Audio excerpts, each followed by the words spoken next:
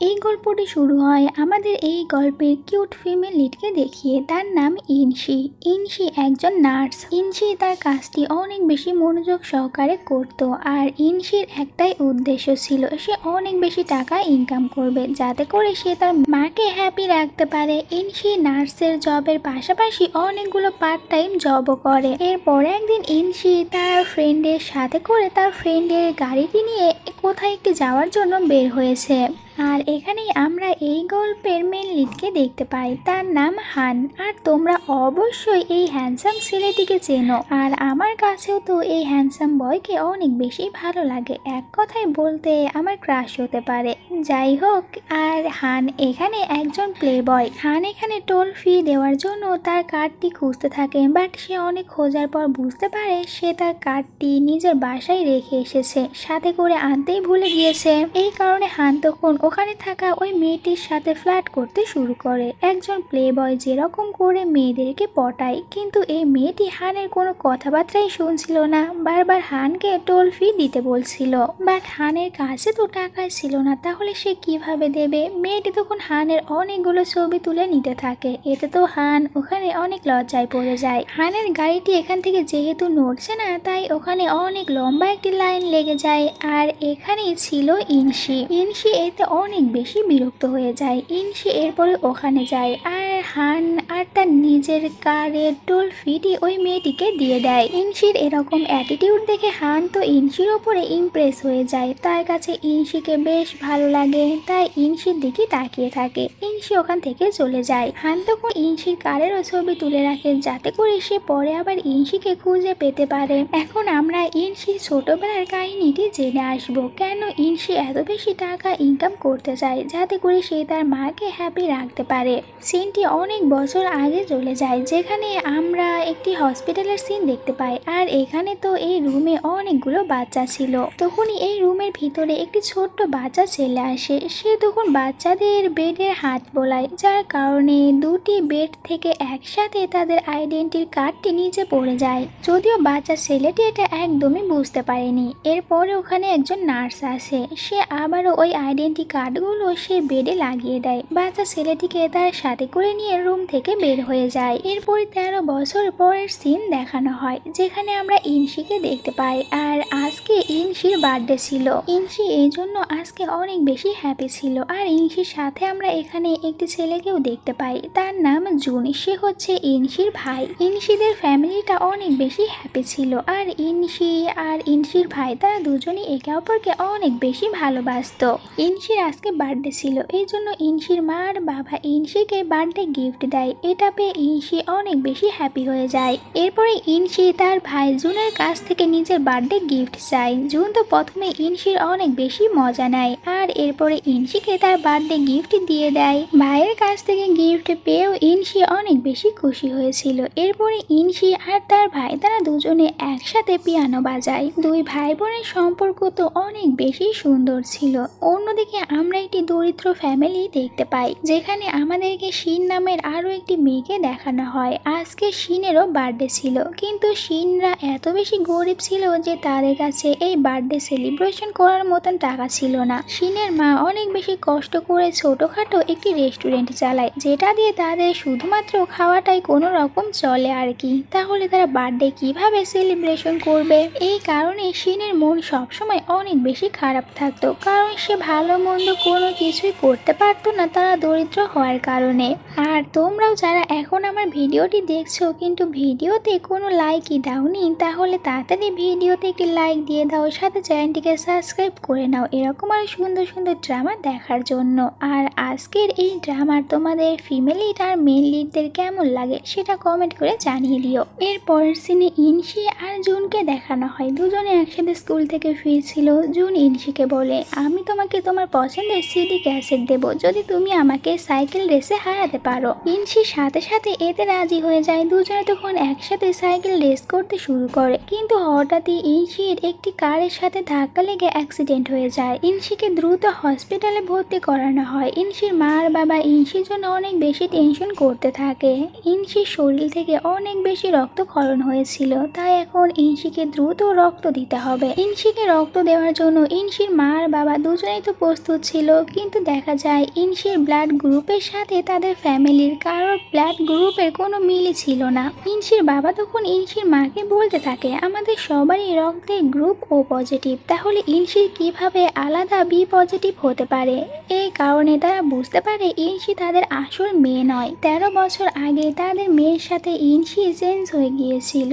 তারা এখানে এটাও জানতে পারে তাদের আসল মেয়ে হচ্ছে শিন। এরপরে হসপিটালে ইনশির আসল মাকে নিয়ে আসা হয়। এখানে ইনশির আসল মা আর ইনশি যাদের কাছে বড় হয়েছে তারা দুজনেই অনেক বেশি ইমোশনাল হয়েছিল, কারণ এখন তো তারা ইনশির সাথে একদম পুরোপুরিভাবে জড়িয়ে পড়েছে। এরপরে ইনশিকে রক্ত দেওয়ার পর ইনশি একদমই পুরোপুরি সুস্থ হয়ে যায়। ইনশি সুস্থ হয়ে গেলে তারা ইনশিকে আবারও তাদের নিজেদের বাড়িতে নিয়ে আসে। বাড়িতে সবাই এনজয় করে খাবার খাচ্ছিল, তখনই বাড়ির দরজায় বেলটি বেজে ওঠে। ইনশির মা গিয়ে দরজা খুলে দেখতে পায় এখানে তাদের আসল মেয়ে মানে শিন চলে এসেছে। শিন এখানে সব রিপোর্ট নিয়ে এসেছিল আর এখানে সে বলতে থাকে, আমি তোমাদের আসল মেয়ে, আজ থেকে আমি এখানেই থাকবো। ইনশি তার মা আর বাবাকে বলে এই মেয়েটি এসব কি বলছে, আর তখন শিন ইনশিকে বলে, তুমি কোন অধিকারে এনাদেরকে মা আর বাবা বলছো? আমি এনাদের আসল মেয়ে। আর তোমার মা দেখো রাস্তার পাশে একটি ছোটখাটো রেস্টুরেন্ট চালাচ্ছে, তুমি ওনার আসল মেয়ে আর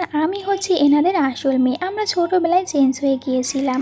ইনশি তো অনেক বেশি হার্ড হয়, কারণ সে বিশ্বাসই করতে পারছিল না সে যাদের কাছে বড় হয়েছে তারা তার আসল মা বাবা না। ইনশি দৌড়ে বাড়ি থেকে বের হয়ে যায়। এরপরে ইনশি তার পছন্দের গাছের নিচে এসে বসেছিল আর অনেক বেশি আপসেট ছিল। তখন ওখানে জুন আসে। সে ইনশিকে বলতে থাকে, ওই মেয়েটি যা ইচ্ছা তা বলুক, তুমি সব সময় আমাদের মনে থাকবে আর তোমার জায়গা কেউ নিতে পারবে না। আমি সব সময় তোমার পাশে থাকবো। এর পরের দিনের সিন দেখানো হয় যেখানে ইনশি শেষবারের মতো তার এই হ্যাপি ফ্যামিলিটিকে দেখে। তার সব জিনিসপত্রগুলো প্যাক করে এই বাড়ি থেকে চলে যায়। এরপরে ইনশি সোজা তার আসল মায়ের কাছে চলে আসে। ইনশির মা যখন ইনশিকে এখানে দেখতে পায় তখন তো তারা দুজনেই অনেক বেশি ইমোশনাল হয়ে যায়। একটু পরে ওখানে জুনের মা চলে আসে। সে ইনশিকে জড়িয়ে ধরে বলে, তুমি আমাদের সাথে এখান থেকে চলো, আমরা আমেরিকা চলে যাব।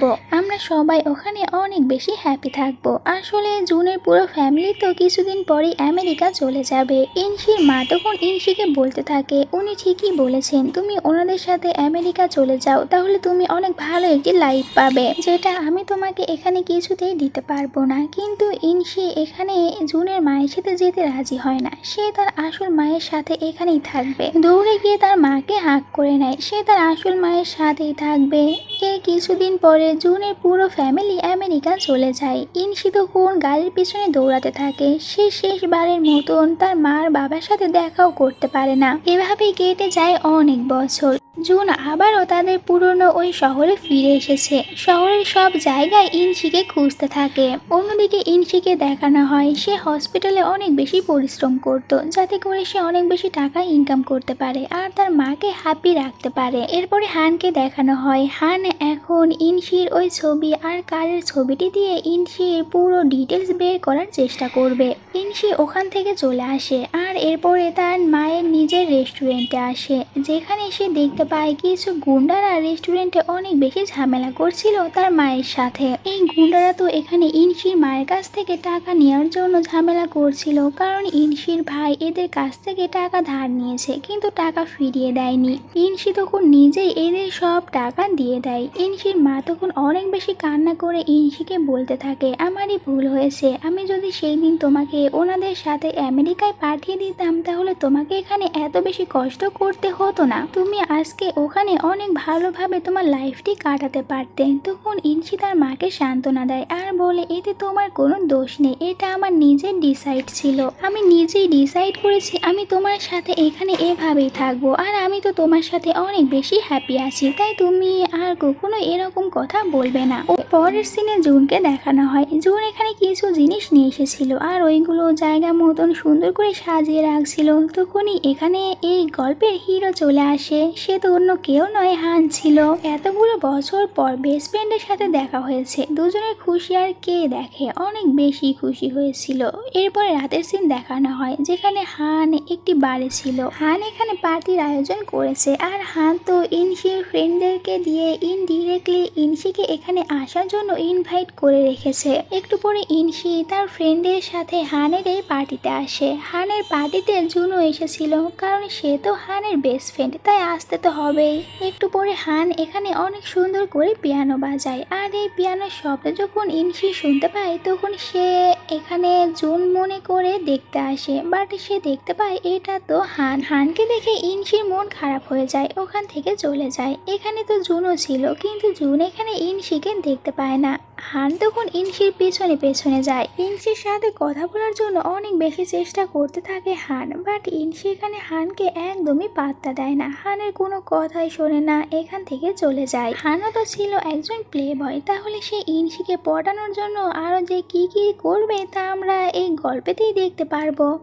পরের সিনে হান আর হানের বাকি ফ্রেন্ডদেরকে দেখতে পাই, তারা সবাই এখানে একটি লাঞ্চ পার্টি করছিল। এখানে আমরা ইনশিকেও দেখতে পাই, কারণ ইনশি এখানে পার্ট টাইম জব করে। এখানে হানের একজন ফ্রেন্ডকে দেখতে পাই যে কিনা ইনশিকে অনেক বেশি বিরক্ত করছিল, ইনশিকে দিয়ে প্রচুর কাজ করিয়ে নিচ্ছিল।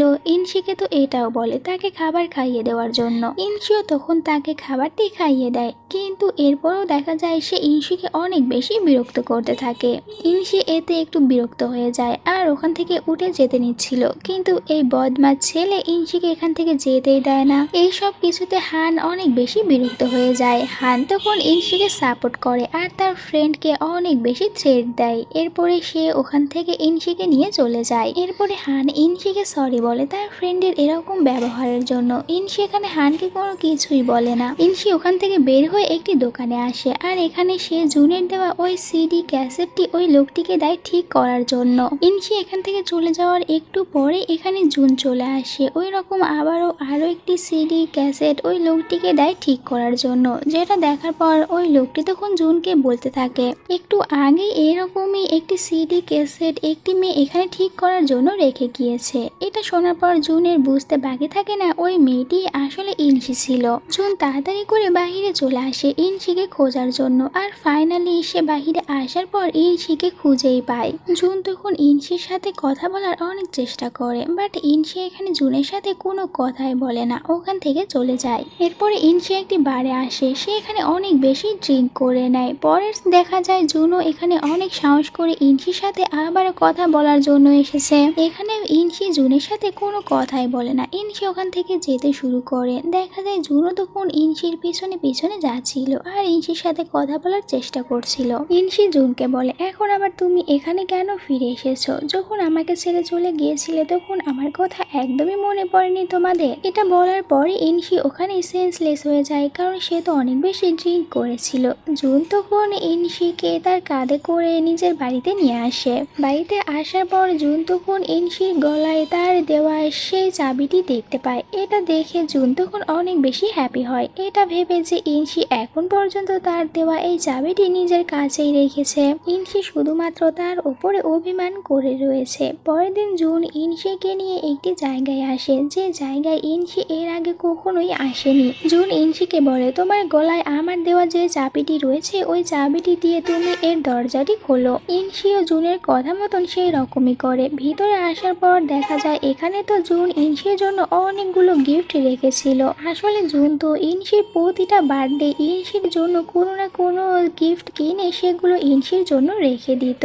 আর জুন আমেরিকা থেকে আসার পর তার এই জিনিসটিও সে আমেরিকা থেকে এখানে শিফট করে নিয়ে এসেছে শুধুমাত্র ইনশির জন্য। তো ইনশি এখানে এত সব কিছু দেখার পর অনেক বেশি ইমোশনাল হয়ে যায়, বুঝতে পারে জুন আমেরিকায় যাওয়ার পর তাকে কত বেশি মিস করেছে। তো এইসব কিছু ভাবার পর ইনশি তখন অনেক বেশি কষ্ট পায় আর জুনকে হাত করে নেয়। পরের সিনে এরা সবাই একসাথে একটি জায়গায় ঘুরতে যায়। এখানে ইনশির সাথে শিনের দেখা হয়, আর শিনও আমেরিকা থেকে এখানে এসেছিল। এরপরে ইনশি আর শিন তারা দুজনে একসাথে কথা বলছিল। ইনশি শিনকে তার মার বাবার কথা জিজ্ঞাসা করে যে ওনারা দুজন কেমন আছে। এখানে শিন ইনশিকে বলে ওনারা অনেক বেশি ভালো আছে, আর আমরা আমেরিকা যাওয়ার পর মা বাবা তো তোমাকে একদমই মিস করেনি, ওনারা তো তোমাকে ভুলেই গিয়েছে। রাতে হান ইনশিকে ইনশির বাড়িতে ড্রপ করে দেওয়ার জন্য ইনশিকে তার গাড়িতে করে নিয়ে যাচ্ছিল। এখানে ইনশি হানকে বলে আচ্ছা আমি কি এতটাই বেশি খারাপ যেই কারণে সবাই আমার কাছ থেকে দূরে চলে যায়? বুঝতে পারি না আমার সাথেই কেন এই সব কিছু হয়। হান ইনশিকে বলে দেখো আমি তোমাকে একটি সত্যি কথা বলি, এই পৃথিবীতে যে মানুষটি নিজের কথা চিন্তা না করে সবসময় অন্যের কথা বেশি চিন্তা করে সেই মানুষটির সাথে সবসময় এরকমটাই হয়। সবাই তাকে একদমই পাত্তা দেয় না, সবাই তাকে ছেড়ে চলে যায়, এমনকি একসময় তো এই পৃথিবী ওই মানুষটিকেও মনে করে রাখে না, তাকেও ভুলে যায়। কিন্তু তুমি এইসব শুনে আবার মন খারাপ করো না, তুমি অনেক সুন্দরী একটি মেয়ে, আর তুমি তো অনেক বেশি কিউট। অন্যদিকে শিন আর জুনকে দেখানো হয়। এখানে শিন তার ভাই জুনকে বলতে থাকে তুমি কিন্তু মা আর বাবাকে একদমই ইনশির কথা বলবে না, মায়ের শরীর এমনিতেই অনেক বেশি খারাপ, আর যদি ইনশির কথা শোনে তাহলে আরো বেশি খারাপ হয়ে যাবে। জুন শিনকে বলে তুমি এমনটা কিভাবে ভাবতে পারো, মা তো ইনশিকে দেখার পর সুস্থ হয়েও যেতে পারে, কারণ মায়ের এই শরীর খারাপটি হয়েছে শুধুমাত্র ইনশির জন্য, কারণ মা ইনশিকে অনেক বেশি মিস করে। আসলে শিন চায় না ইনশির সাথে তার মার বাবার আবারও দেখা হয়ে যাক। পরের দিন হান ইনশির সাথে দেখা করার জন্য ইনশির হসপিটালে আসে, আর এখানে হানকে দেখার পর ইনশি অবাক হয়ে যায়। সে হানকে বলে তুমি কিভাবে জানলে আমি এখানে জব করি? হান বলে আমি ওটা যেভাবেই হোক খুঁজে বের করেছি, অত কিছু তোমাকে জানতে হবে না। এরপরে হান গিয়ে ইনশির পাশে বসে। হান এখানে ইনশির সাথে অনেক বেশি কথা বলে আর অনেক বেশি কিউট কিউট কথা বলছিল। এইসব কিছু শোনার পর দেখা যায় ইনশির মনটা অনেক বেশি ভালো হয়ে যায়, আর হান এটাই চাচ্ছিল ইনশিকে হ্যাপি করার জন্য। এরপরে হান আর ইনশি তারা দুজনে একসাথে একটি সুপার মার্কেটে আসে। এখান থেকে তারা অনেকগুলো জিনিস কেনাকাটা করে, আর এরপরে এই সব জিনিসগুলো নিয়ে তারা দুজনে একটি বৃদ্ধাশ্রমে আসে। হান আর ইনশি তারা দুজনে এখানে এতগুলো বৃদ্ধ লোকের সাথে অনেক বেশি মজা করে, সবাই এখানে একসাথে ডান্স করছিল। এখানে আসার পর ইনশি আরো বেশি খুশি হয়ে গিয়েছিল। হান তখন ইনশিকে তার সাথে ডান্স করার অফার করে, এতে ইনশিও রাজি হয়ে যায়। দুজনে তখন এখানে একসাথে অনেক সুন্দর করে ডান্স করতে থাকে, এতে করে হান অনেক বেশি হ্যাপি হয়েছিল। তখন তো আমরা এই বৃদ্ধাশ্রমে শিনকেও দেখতে পাই। শিন যখন হান আর ইনশি দুজনকে একসাথে ডান্স করতে দেখতে পায় তখন সে অনেক বেশি রেগে যায় ইনশির ওপরে, কারণ শিন হানকে লাইক করে। শিন তো এখন এটাই ভাবছিল ইনশি সবসময় তার কাছ থেকে তার সব জিনিসগুলো কেড়ে নেয়। প্রথমে তো ইনশি তার মা আর বাবাকে কেড়ে নিয়েছিল, এখন আবার তার ভালোবাসার মানুষটিকে কেড়ে নিচ্ছে, কিন্তু দেখা গেলে এতে তো ইনশির কোনো দোষই ছিল না। ইনশি তো আর জেনে বুঝে এইসব কিছু করছে না। এরপরে ইনশি আর হান তারা দুজনে একসাথে হাঁটতে থাকে। ইনশি হানকে থ্যাংক ইউ বলে তাকে এত সুন্দর একটি জায়গায় নিয়ে আসার জন্য। সাথে ইনশি এখানে হানকে এটাও জিজ্ঞাসা করে আজকে সে এখানে কেন এসেছিল। হান তখন বলে আজকে আমি এখানে এসেছি কারণ আজকে আমার বার্থডে ছিল, আর আমি আমার প্রতি বার্থডেতে এরকম প্রতিটি বৃদ্ধাশ্রমে যাই আর তাদের সাথে অনেক বেশি সময় কাটাই। এভাবেই আমি আমার বার্থডেগুলো সেলিব্রেশন করি, এতে করে আমার অনেক বেশি ভালো লাগে। হানের মুখ থেকে এইসব কথাগুলো শোনার পর ইনশি তো হানের উপরে ইমপ্রেস হয়ে যায় হানের এরকম একটি ভালো দিক দেখার পর। আর ইনশি তো এটা একদমই জানতো না আজকে হানের বার্থডে। হান ইনশিকে আরো বলতে থাকে ছোটবেলায় আমার মা বাবাকে ছেড়ে অন্য আরেকজনকে বিয়ে করে নিয়েছে, আর বাবা তো বিজনেসের কাজে অনেক বেশি বিজি থাকে, এই জন্য কখনো আমার সাথে আমার বার্থডে সেলিব্রেশন করতেই পারেনি। এই কারণেই আমি একা একা বার্থডে সেলিব্রেশন না করে বৃদ্ধাশ্রমে এসে সেলিব্রেশন করি, এতে করে আমার আর মন খারাপ থাকে না। হান ইনশিকে এটাও বলে আমার তো অনেক বেশি ইচ্ছা রয়েছে আমি আমার ফ্যামিলির সাথে বার্থডে সেলিব্রেশন করব, কিন্তু আমি জানি না এটা আমি কবে করতে পারবো, আর আমি তো এটারও গ্যারান্টি দিতে পারবো না কখনো আমার কোনো ফ্যামিলি হবে কি না, আর আমার এই ইচ্ছাটি পূরণ নাও হতে পারে। এরপরে হান ইনশিকে বলতে থাকে তোমার জীবনের ইচ্ছা কি, তুমি কি করতে চাও। এটা শোনার পর ইনশি তখন বলতে থাকে আমার জীবনের একটি ইচ্ছা, আর ওটা হচ্ছে আমি আমার মাকে অনেক বেশি হ্যাপি রাখবো, আমি অনেক বেশি টাকা ইনকাম করতে চাই, আর ওই টাকা দিয়ে আমি অনেক বড় একটি ফ্ল্যাট কিনবো যেখানে আমি আমার মাকে নিয়ে অনেক বেশি হ্যাপি থাকবো। তাতে করে আমার মাকে আর কোনো কষ্ট করতে হবে না, যেমনটি এখন আমার মা অনেক বেশি কষ্ট করছে। আর আমি চাই আমার মা যেন এরকম কষ্ট একদমই না করে, এই জন্যই আমাকে অনেক বেশি টাকা ইনকাম করতে হবে। এভাবেই দুজনে এখানে অনেক বেশি গল্প করে আর নিজেদের মনের কথাগুলো একে অপরের সাথে শেয়ার করে। এরপর রাতের সিন দেখানো হয় যেখানে হান জুনের সাথে ছিল। হান জুনকে বলতে থাকে, আমি তোকে বলেছিলাম না আমি একদম পুরো চেঞ্জ হয়ে যাব, শুধুমাত্র আমার জীবনে একজন ভালো মানুষের আসার প্রয়োজন ছিল, আর এখন তো আমার জীবনে অলরেডি সেই ভালো মানুষটি চলে এসেছে। হান জুনকে বলে, দেখ তুই কিন্তু আবার রাগ করিস না, আমার জীবনে যে ভালো মানুষটি চলে এসেছে সে হচ্ছে তোর বোন ইনশি। আমি ইনশিকে অনেক বেশি ভালোবেসে ফেলেছি আর ইনশি পারবে আমার জীবনটিকে পুরো চেঞ্জ করে দিতে। আমি ইনশির সাথে অনেক বেশি হ্যাপি থাকবো।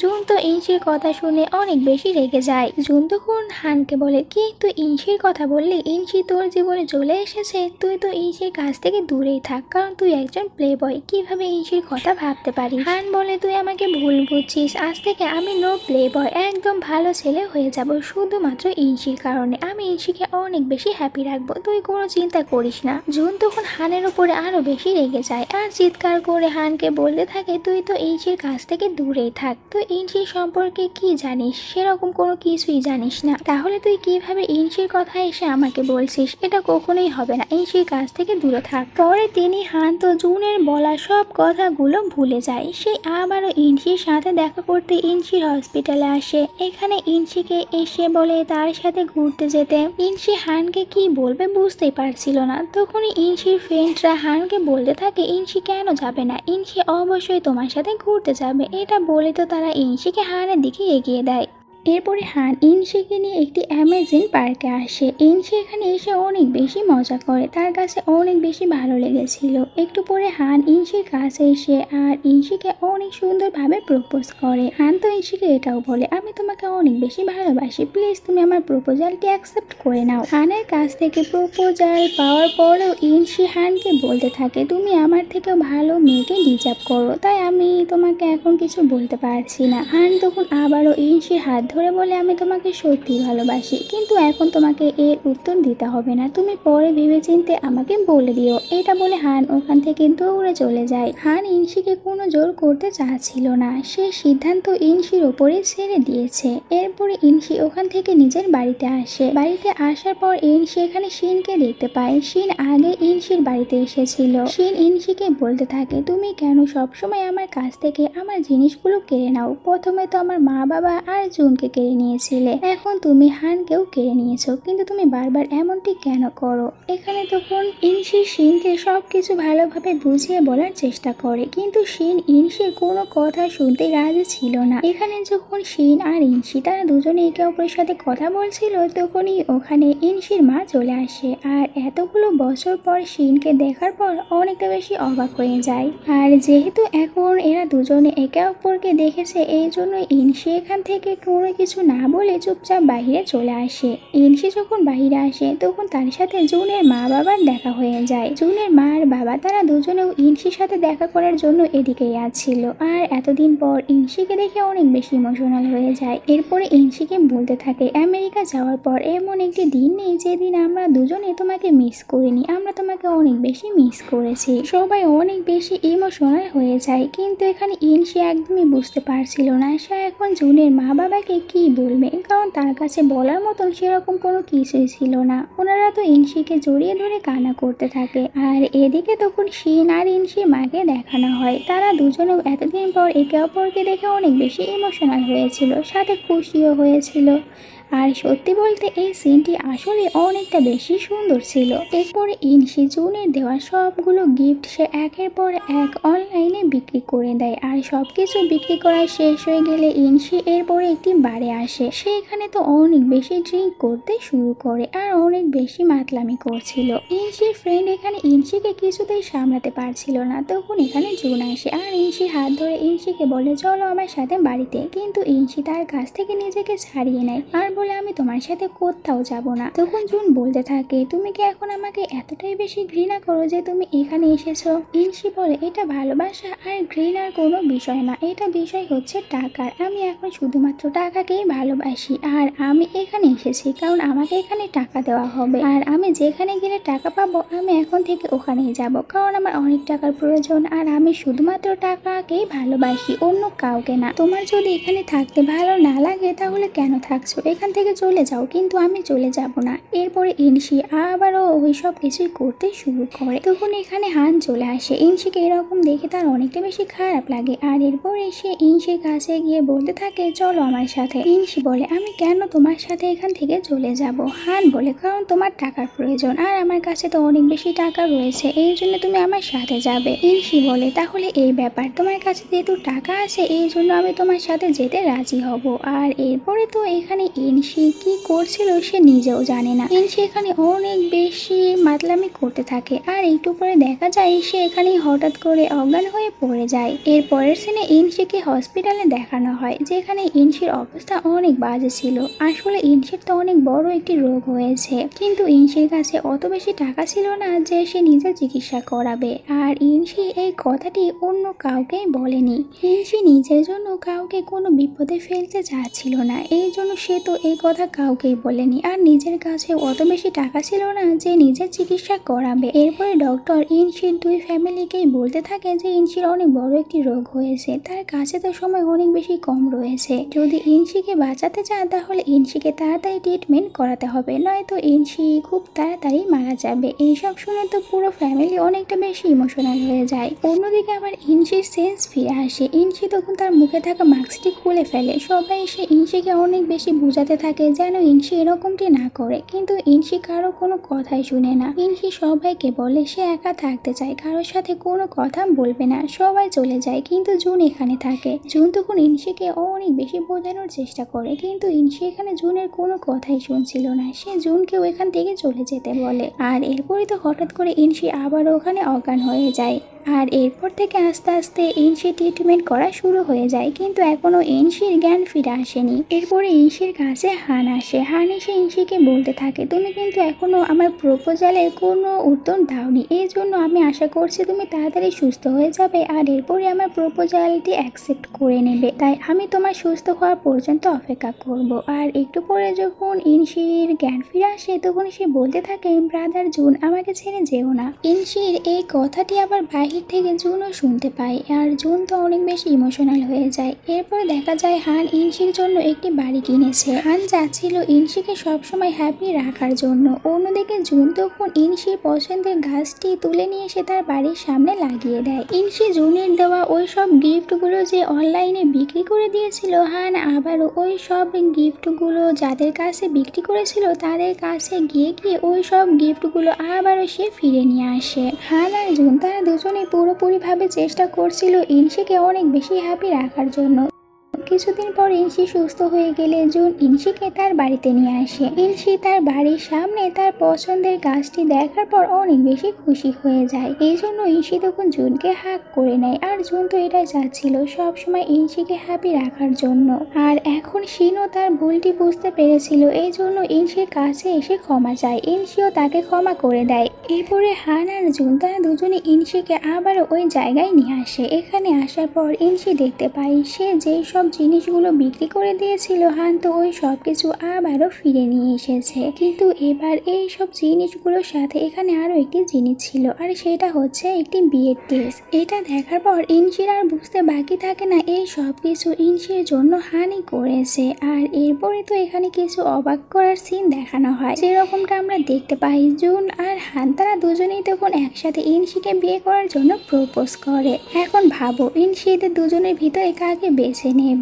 এক তো জুন যে কিনা তার ছোটবেলার ভাই ছিল, আর হচ্ছে হান যে কিনা তাকে ভালোবাসে। বাট ইনসি এদের দুজনের ভিতরে কাকে বেছে নিয়েছে এটা আমাদেরকে দেখানো হয় না। পরের সিনে দেখানো হয় ইনসি হানের হাত ধরে বিয়ের জায়গায় আসে, আর এখানে তখন জুনও ছিল। জুন তখন ইনসির দিকে একটি ফুলের বুকে এগিয়ে দেয়, আর এরকম একটি জায়গায় তো এই সিনটি কাট হয়ে যায়। এর পরের সিনে জুনকে দেখানো হয় যেখানে জুন আবারও তাদের ওই শহরে হাঁটছিল, আর সে ইনশির সাথে তার যে ছোটবেলার স্মৃতিগুলো রয়েছে ওগুলো মনে করতে থাকে। আর এখানেই তো এই গল্পটি শেষ হয়ে যায়। যদিও এই গল্পেতে এটা দেখানো হয়নি ইনশি আসলে কাকে বেছে নিয়েছে, তবে আমার মনে হয় ইনশি হানকে বেছে নিয়েছে। কারণ ইনশি যদি জুনকে বেছে নিত তাহলে লাস্টে তো জুন আর একা থাকতো না, তার সাথে অবশ্যই ইনশি থাকতো, কিন্তু তার সাথে ইনশি ছিল না। এই জন্যই আমার মনে হচ্ছে ইনশি শেষ পর্যন্ত হানকে বেছে নিয়েছে। কারণ যাই হোক ইনশি তো সবসময় জুনকে তার ব্রাদারই মনে করেছে, তাই সে জুনকে অবশ্যই বেছে নিবে না।